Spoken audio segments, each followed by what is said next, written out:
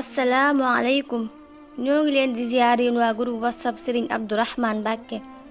ñu ñëwaat ak yéen ci naafila ñetteelu guddi ci weeru koor juróom benni rakkaa la rakkaa bu ci nekk nga def fatiha benn yoon teg ci inna anzalnaahu ñeenti yoon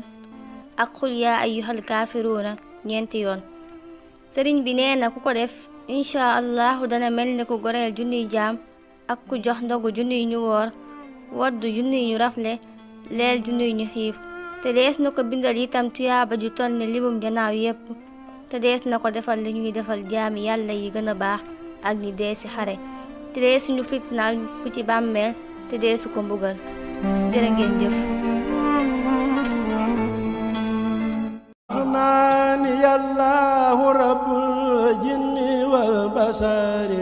mbokk yi seen entreprise Alhamdou Communication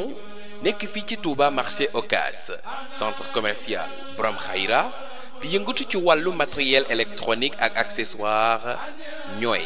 ñaanal bépp client ak bépp jullit weeru kooru jàmm ak salaam